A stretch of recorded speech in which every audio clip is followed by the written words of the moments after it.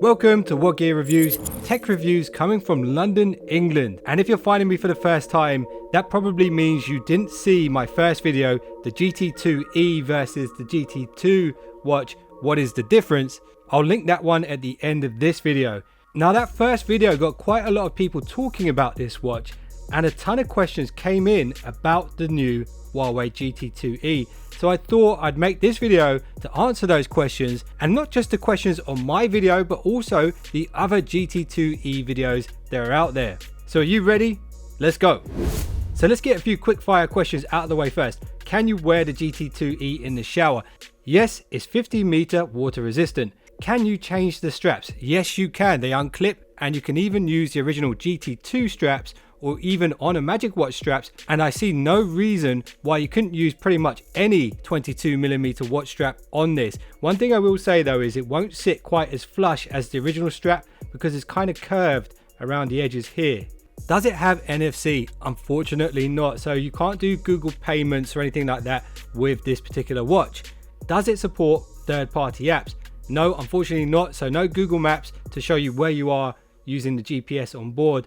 Maybe Huawei will design their own map app soon, and maybe we'll be able to see on the actual watch face where you are on that map, but at the moment you can't do that. Is there an eSIM variant of this watch? At the moment there isn't, but maybe if enough people ask for it, maybe they'll make one. So leave me a comment below, let me know if you want to see that, and who knows, maybe Huawei will see those comments. Is this compatible with the Strava app? I tried it and no, not yet. It's probably just a case of Huawei reaching out to them to get that hooked up.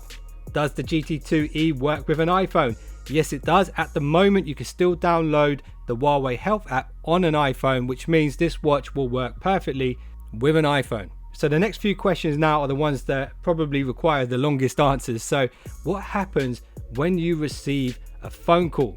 So one of the big differences between this and the original GT2 watch is the fact that this watch doesn't have a mic or a speaker built in. So when you receive a call, it will actually just vibrate on your wrist and alert you, and then you'll only have the option to hang up the call on the watch itself. And with that said, you will be able to see who's calling you and their name will pop up on the watch. So if you don't want to speak to them, that button's right there. If you do want to speak to them, you're going to have to get your phone. And if you're worried about missing phone calls due to the lack of a built-in speaker, don't be. The vibration on your wrist is unmissable, and you can turn the power up if it's not strong enough. Now you might be thinking, what would happen if you have these connected to a pair of earbuds and a phone call comes in? The same thing applies. You can only decline the call on the watch. If you pick up the call, it will pick it up on your phone and you won't be able to hear them through your earbuds unless you switch your Bluetooth on your phone to the earbuds. But to be honest, it's probably just easier to pick your phone up. Now I know some of you asked, can you make calls from the watch itself? Unfortunately not. Access to your phone book is not available on the GT2e. However, it will show the names of the contacts as they appear on your phone if you receive a call or text. And on the topic of messages and notifications, I'm happy to say you can now read the entire text message or entire WhatsApp message or notification when they come through. They're not clipped at the ends like they used to be when the original GT2 came out. I think this is something that Huawei have patched in their software recently. You might be wondering if you can quickly reply to a message on the watch itself. At this point, no, you can't do it. You can simply observe the message on the watch and then continue the conversation on your phone. And I tested out sending emojis and stickers as well to the GT2e watch. At this point, the GT2e won't show them. Again, I expect Huawei could fix this quite easily with a software update, so let's hope they do that. Now, on the topic of exercise tracking, does it have an auto pause feature for cycling or running? So if you stop mid-exercise, will it stop with you? Yes, it will, sort of. In the workout settings, it has an auto detect workouts. This will prompt you to start and stop tracking those workouts automatically. And according to the watch itself, it supports walking, running, elliptical and rowing. And some of you were wondering about whether it can track altitude whilst running or cycling and stuff like that, as well as GPS. It can detect your elevation, where you are, and it will also keep track of that. So it's not just footsteps and distance and location, it can track elevation as well. When it comes to lap tracking, it has it. You can actually set the GT2e to alert you with certain things like your goal, You can set reminders so it can alert you every 1 kilometer in intervals if you want, and that will be in the form of a vibration on your wrist. As well as that, you can set a training effect here as well, and you can also set up a heart rate zones. So if you want to stay within a safe zone with your heart rate, you can do that. You can set up custom ones as well. One of the questions that popped up quite a few times was, can you connect this to an external heart rate monitor? And the answer to that is no, not directly. But with that said, the Huawei Health app can indeed connect to third-party trackers such as the Jabra Sport Pulse, the Sunto Smart Belt, and Polar H7 heart rate monitor, but it won't connect directly to the watch itself. At the moment, that feature isn't present, but who knows, maybe that will come later on. Now, I'm aware some of you were wondering about the always-on displays. Within the settings, they're actually called standby watch faces. And yes, they are available, but be warned, according to the watch, as soon as you set one of these, it will halve the battery life.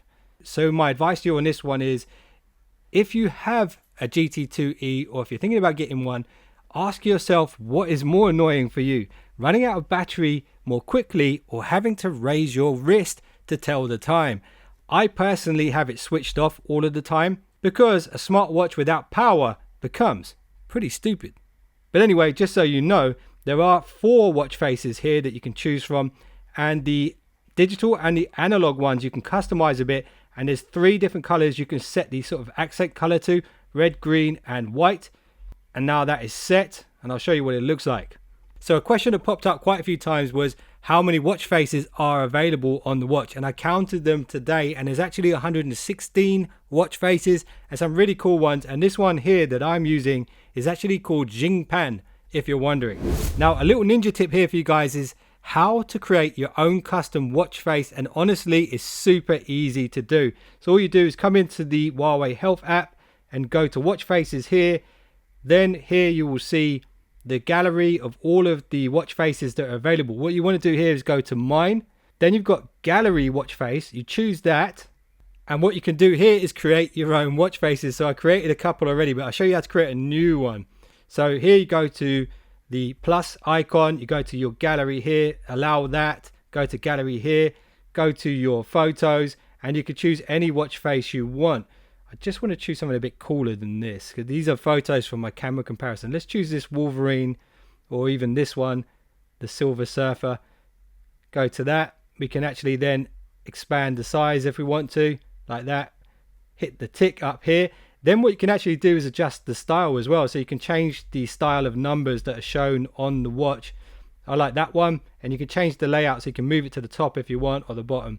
That's pretty cool. So it's really easy to do that on this watch. And if we hit save, that sends it immediately to the watch. And there we go. We've got the Silver Surfer there, custom watch face on the watch. I really like this Wolverine picture, so I'm going to try and use this as a watch face. So check that out, it's pretty awesome. You don't want to be like everyone else, do you?